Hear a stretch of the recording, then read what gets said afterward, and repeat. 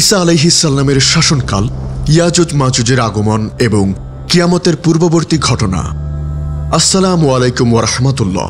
প্রিয় দর্শক, উম্মার কণ্ঠে আজকের ভিডিওতে আপনাদের সবাইকে জানাই স্বাগতম। আজকের ভিডিওটিতে আমরা জানব ঈসা আলাইহিস সালাম পৃথিবীতে নেমে কিভাবে নেতৃত্ব দেবেন, ইয়াজুজ মাজুজের ভয়ঙ্কর ফিতনা কিভাবে দেখা দেবে এবং কিভাবে কিয়ামত পূর্ববর্তী বড় বড় আলামত প্রকাশ পাবে ইনশাআল্লাহ। তার আগে আপনি যদি আমাদের চ্যানেলটি সাবস্ক্রাইব না করে থাকেন, দয়া করে চ্যানেলটি সাবস্ক্রাইব করুন। চলুন ভিডিও শুরু করা যাক।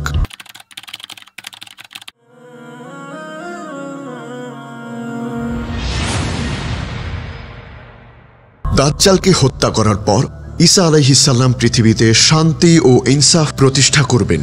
তিনি রাসূল সাল্লাল্লাহু আলাইহি ওয়াসাল্লামের শরিয়াহ অনুযায়ী বিচার করবেন, খ্রিস্ট ধর্ম ও অন্যান্য বাতিল মতবাদ বিলুপ্ত করবেন, ক্রুশ ভেঙে ফেলবেন এবং শূকর হত্যা করবেন।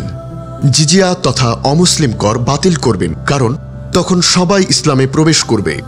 ঈসা আলাইহিস সালাম মুসলিম উম্মার নেতা হিসাবে কুরআন ও সুন্নাহ মোতাবেক পৃথিবী পরিচালনা করবেন।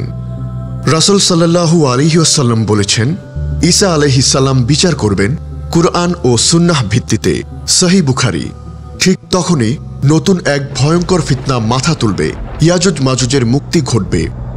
এরা হবে এমন এক বিশাল জাতি যারা পৃথিবী ধ্বংস করে ফেলবে, নদী শুকিয়ে ফেলবে, মানুষ হত্যা করবে এবং সর্বত্র হানাহানি আর ধ্বংসযজ্ঞ চালাবে।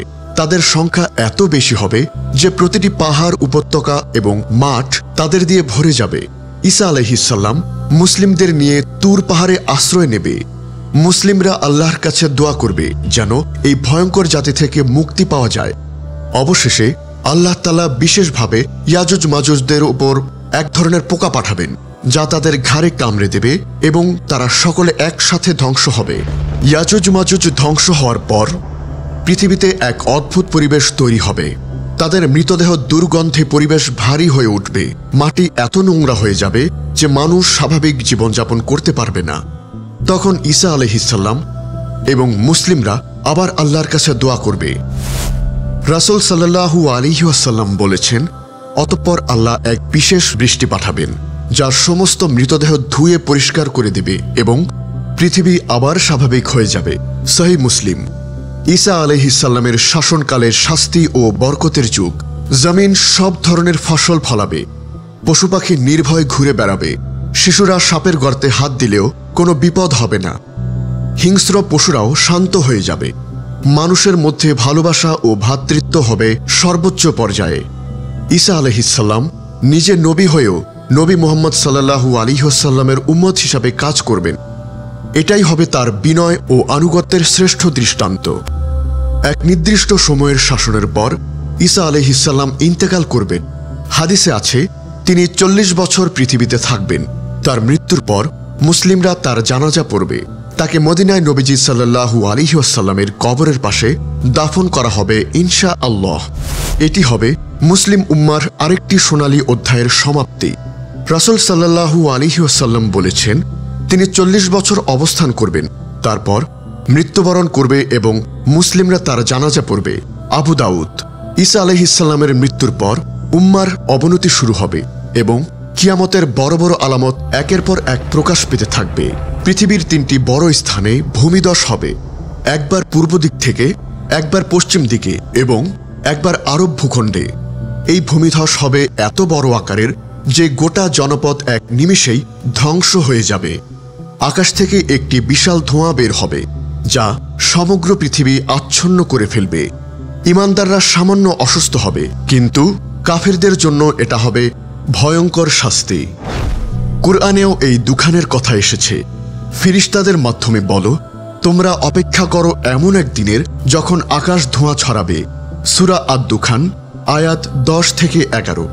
সূর্য পশ্চিম দিক থেকে উঠবে। এক সকালে মানুষ দেখবে সূর্য পূর্ব থেকে নয়, বরং পশ্চিম দিক থেকে উঠেছে। এটি হবে আল্লাহর মহান নিদর্শন। এরপর তওবা ও ঈমান গ্রহণ আর কবুল হবে না। যারা আগে তওবা করেনি তাদের জন্য আর কোনো সুযোগ থাকবে না। দাব্বাতুল আরদ একটি বিশেষ জন্তু যা মক্কার ভূমি থেকে বের হবে। সে মানুষের সাথে কথা বলবে, মানুষের ঈমান ও কুফরের অবস্থান চিহ্নিত করে দেবে। এটি হবে মানুষের সামনে আল্লাহর চূড়ান্ত সতর্কবার্তা। ইয়েমেন থেকে বের হওয়া আগুন। ইয়েমেন অঞ্চল থেকে এক বিশাল আগুন বের হবে। এটি মানুষকে একত্রিত করে কিয়ামতের ময়দানের দিকে হাঁকাবে। তখন আর কোনো আশ্রয় থাকবে না। সবাইকে মহাবিচারের জন্য এগিয়ে যেতে হবে। ফিতনার যুগে একমাত্র ভরসা হলো আল্লাহর প্রতি দৃঢ় ঈমান, কুরআন সুন্নাহর অনুসরণ এবং বিশুদ্ধ আমল। হে আল্লাহ, আমাদের অন্তরকে আপনার দিকে ফেরান। আমাদের ঈমান মজবুত করে দিন। আমাদেরকে ফিতনা থেকে নিরাপদে রাখুন। আমাদেরকে কিয়ামতের ভয়াবহতার আগেই আপনার রহমতের ছায়ায় নিয়ে নিন। আমিন ইয়া রাব্বুল আলামিন। প্রিয় ভাই ও বোনেরা, এই ছিল আজকের আলোচনা। আজকের ভিডিও আপনাদের কেমন লাগলো তা অবশ্যই কমেন্টে জানাবেন।